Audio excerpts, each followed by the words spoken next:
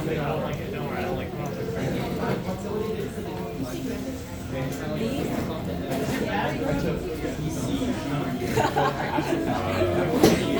know you were going to say that. You were going to say it. You didn't comment on it. I don't know why. We didn't finish the VC class. Oh, Ready?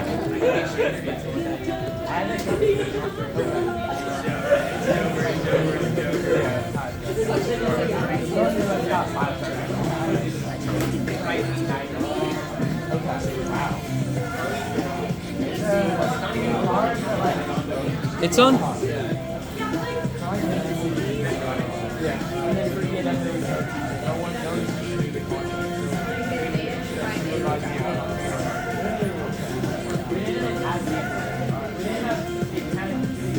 Yeah, we didn't want to play. It's the same hour wave. I heard it's kind of more focused, right? IEEE karaoke. That'd be so We fun. do have IEEE karaoke. At the end of the year. Yeah. There's Our for audio-visual project. We do something called Downhill. But hey, we can still talk to Jackie and always be like, hey. If you'd like to do it. Oh, you're chill. You're chill. Alrighty. Oh, do it. I think we're gonna get started. Make sure you're charging. Alrighty, everybody. Welcome in. Welcome in. I think we're gonna get started on our soldering workshop. So, let's get right into it. So tonight we're gonna be making bombs. I'm just kidding. They're not actually bombs, but they're gonna be as fun as one. Okay, so hello everybody. My name's Josh. I'm one of the workshops leads this year, I'm Sanjit. I'm the other workshop lead for this year. and let's get right into it. So if you guys haven't filled out the attendance form, you can do so in a little bit. Don't worry. We'll display this QR code when we have a little bit of work time as well. But let's get right into it. So. Oh, wait, no. Josh. Ready, y'all? Ready, y'all? Cue pick. Anywho. Fantastic. So, what is soldering? Well, if you guys don't know, soldering is making permanent connections between different metal leads. Now, that doesn't, like the most common example is a PCB board that you guys have in front of you. That's what we're going to be soldering tonight. That doesn't mean that soldering is directly limited to that range. For instance, you can solder two wires together, as well as combine different stained glass pieces. A lot of them use soldering components. So, moving right along. Yeah, so, okay, how does solder work? Basically, the way solder works is you're trying to combine metal pieces together, right? So, what you need is something that is also metallic and conductive to kind of act as a gluing material. And what that is solder. So, the way you get solder to be malleable, per se, is to heat it up to a high temperature. Solder has a really low melting point relative to other metals. It's still like super hot, but relative to other metals, it's low. And then once you heat it, it liquidifies, and then you kind of use that as a glue to glue two pieces together. And you can kind of see here, this is a soldering iron. So what the soldering iron does is it brings the solder to the high temperature, and that kind of leaves the liquidy solder on your piece. You can barely see it because it's just a dab, but that's enough for it to be conductive. Yeah. Fantastic. So, why do we solder? If you guys are having trouble seeing in the back, you could just scooch the chairs out. We'll try to keep this presentation short, but just want to make sure that everyone gets a chance to see. So, why do we do it? We want to create a strong connection on the circuit board, as well as make sure that components actually stay in their place. So you'll find that a lot of these components that we're using, they don't actually maintain that connection, so we need to solder them together to make sure that they actually do. It allows you to make more complex circuits in a smaller space than what would normally be possible on a breadboard. So if you guys have ever worked with breadboards, they can get really clunky really quickly. If you guys were at the projects info session, our first draft was on like 4 different breadboards connected together, and now it's on something that's only like 3 inches by 3 inches. So. Yeah. So, okay, what is your soldering going to look like? So, as Josh was talking about, this is soldering on a PCB, and that's soldering 2 wires. It just doesn't just need to be PCBs. So when you solder two wires together, it's going to kind of look a little smooth. And then when you do it on a PCB, again, your solder joints are going to look super smooth. And everything's going to be stuck together tight. You won't be able to pull it apart. That's the goal. Yeah. Yes, question. Are we going to cover like soldering SMG components? We're gonna actually have a separate SMD component workshop in the in the winter quarter. So stay tuned on that one. We want to make sure that we did through both amendments. So a few safety tips. Don't touch any metal parts. As I discovered this afternoon, they can heat up very quickly and they stay hot for a long time. They're very good at conducting as they are metals. So don't touch any metal parts. You definitely want to avoid it, as touching the board as much as possible. You definitely want to organize your workspace. Make sure that you have all your components and your leads on separate areas, so that way you're able to solder pinpoint areas. That way you don't have to bounce back and forth between components. Fumes are bad. That's why we use these fume exhaust hoods. A few examples right here. This is a fume exhaust hood. Make sure that it's powered on and actively running, so that way it can suck away all the bad fumes. Some of the solder that we're going to be using has lead in it, because that makes it easier to solder, but lead is poisonous, so don't breathe it in, please. Like, please. Okay. Also wear eye protection. If I think tonight we don't have eye protection for you all, but when you're soldering, no. The eye protection is only for when you're clipping the wires. So if you're not comfortable clipping the wires, because they could fly off in various different places, we can help you out. I think we're going to be clipping them over the trash can right there. So pretty much just angle it down towards the trash can and clip. Does that make sense? The Cool. other thing with eye protection you might want to keep in mind is that if you're so sometimes if you're behaving badly sometimes and you're getting a lot of solder on your iron, sometimes that, and in other cases too, it's very rare, but you can have solder splatter. I have had instances where solder has splattered onto my arm, but if you're close enough to the board, it can splatter into your eyes. So again, if you don't have eye protection, a way to be safe is to just be far enough from the board. If you have to be really close, then it's probably better to wear eye protection. But yeah, just something. Definitely. And don't eat lead, so don't eat the solder or any other components. Especially after you solder a board, you definitely want to wash your hands, because any of the metals that you picked up along the way, they stay on your skin, and you definitely don't want to be ingesting that. If you want to take a seat over on that table, make sure that you get a seat. Yeah, so let's talk a little bit about the tools you guys are going to be using. Josh already talked about the fume extractor. Josh is going to now show you helping hands. So the thing with soldering is what you're going to find yourself doing is you're going to find yourself, one hand is going to be the iron, the other hand is probably going to be soldered. So you're going to be feeding solder in somewhere. But then, you need something to hold your components together. Let's say you're soldering two wires, you can't just have them be on the table because you don't want to solder the table. But so that's why helping hands are awesome. You can kind of clip pieces. So as you can see over there, there's a PCB being clipped, and then you can kind of go feed solder and iron, and all those wonderful solder. This is what solder looks like if you haven't seen it before. This is solder. So yeah, this is a soldering iron. So this is a soldering iron. One thing to note about the soldering iron is you can touch the rubber parts. This is also good. Everything that's metal is going to be hot. Do not touch anything metal. If you move your hand in front of the metal of the solder, you will be able to feel the heat on it. So that should tell you how hot. So we're using lead solder, so that's like 350 degrees. If you're doing lead-free solder, you have to heat it to 800 degrees, which is hot. So yeah, and this is your fume exhaust. It exhausts fumes. You'll hear it when it's on. If you don't hear fume exhaust, then that means you should probably be turning it on. But yeah, this is how you stay safe. Fantastic. So let's get into a few of the soldering steps. So first and foremost, we want to power on all parts of the workstation. So a lot of the soldering irons that we're going to be using tonight look like these.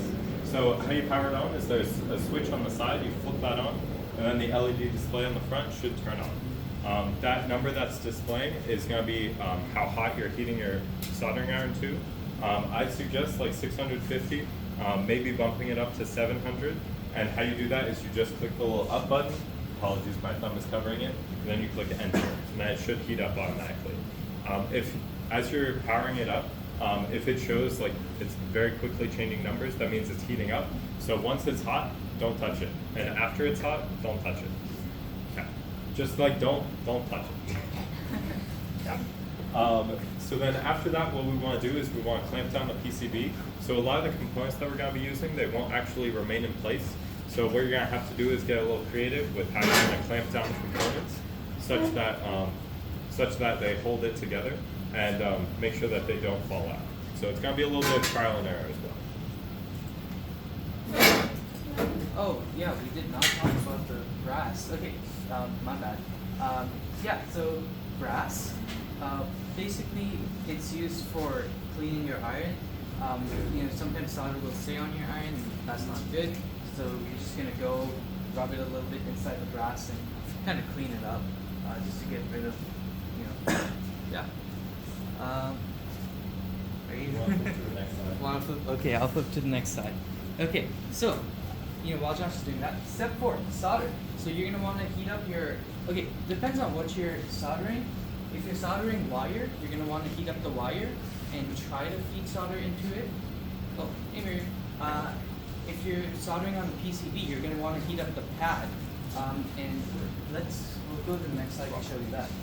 But yeah, you're gonna apply solder to the pad because what you're doing is you don't want to apply solder directly on your iron. So what you're doing is you're trying to heat up everything else first, and then apply solder to the heated element. So if that's a wire, your wire is metal. Metal is conductive for heat, so it's gonna heat up, and then your solder is gonna melt on it. Yeah. If it's a pad, it's gonna do the same thing. I think a better way to explain it would be to actually have you guys take out your PCBs. So just grab them out of your bags real quick, and then we'll be able to demonstrate a little bit more thoroughly. Yeah. So what you're gonna see is in the upper left-hand corner, if you hold it such that, well, I don't know how to orient this, the opposite of the time left, okay? So the upper left-hand corner, when you have all the writing on this side. Actually, wait, let's just do this instead. You see the corner where it has our 2 names? Okay, we're gonna go to that corner. So what we're gonna be doing is, if you look at all the little different solder pads right there, what you're gonna do is you're gonna poke the soldering iron onto that pad, you're gonna heat it up, and then you're going to add solder to it. So how the process looks like is, you're gonna touch both the part and the pad with the soldering iron, you're gonna heat it up, you're gonna then add the solder with your other hand. You just need a decent amount, but a small amount as well. And then after that, you're gonna let it continue heating such that it's able to basically drop all the solder from the outside down into the inside to make a good connection. And then you're gonna let it cool. So just let it sit, don't blow on it, otherwise you might get solder blowing all over the place. It shouldn't take too long to cool, I'd say 1 or 2 seconds. Does that make sense for everyone? Okay. A few of the do's and don'ts. If it has this volcano shape, that means it's good. If you add a little bit too much solder, it might get a little blobby. I think these are actually pretty self-explanatory. I don't want to waste your guys' time, so we can move right. Yeah, so for soldering wires, it's a similar process. Again, you want to make sure your wires are tight together. We're not soldering wires here today, but if you are soldering wires, what you're going to do is you're going to kind of braid them together so that they're a tight connection. You don't want them to slip apart. And then after that, you want to put solder so that it's solidified. And yeah, remove iron from the solder. Okay. Good. I think we want to speed run a little bit to make sure that Yeah. you guys have enough time. So final step is cleanup. Pretty much just make sure that you put the iron back in the stand. You definitely don't want to set the soldering iron onto the table. That's a first sure way to melt a hole through the table. So please don't do that. This is not our space. Definitely, you've never done that Yeah. before. Yeah. So make sure you turn off the iron, the fan, everything. We want to let things cool down and make sure that they're not running as well. Make sure that pretty much just your station is clean, especially in the IEEE lab. Make sure the irons and fans are off. And finally, these are your 2 new best friends. We have the solder sucker and the solder wing. how these work are, we have the solder sucker. So how it works is you're going to heat up the element that you want to fix. You're going to place the solder sucker. Here we are. So you're going to take the plunger, you're going to push it all the way down, and then once you hear that click, that means that it's loaded. And then you're going to basically heat up the pad that you want to unsolder. You're going to place it next to the pad, then you're going to click this button. That'll cause it to suck, and then that'll basically remove all the solder that it needs to. Okay. Does that make sense, everyone? Okay. So if you guys make any mistakes, definitely grab one of these. Alternatively, the solder wick. There we go. Solder wick. This is basically just, I believe, copper. I think so. I think so. How it works is what you're going to do is you're going to place it on the component that you want to desolder. You're going to heat it up, and then you're going to let all the solder flow onto this wire right here. So this is more conductive wire than the PCB components. So the solder will want to flow and attach onto this instead. So this is basically like, I guess, whiteout, but like the opposite of whiteout. Like it sucks up the solder rather than like, you know, Right. deletes it. Yeah. Alrighty. Oh yeah, heat trace. Okay, so again, back to wires. You know, if you're going to be soldering wires and something where you have loose connections, this is very applicable also to my underwater robotics class. If you guys are in it, I see two of you there. Yeah. So you know, you kind of want to seal all the connections you make. So sometimes it's just because it's more rigid that way. Other times it's like, okay, underwater, it's going to be loose connections.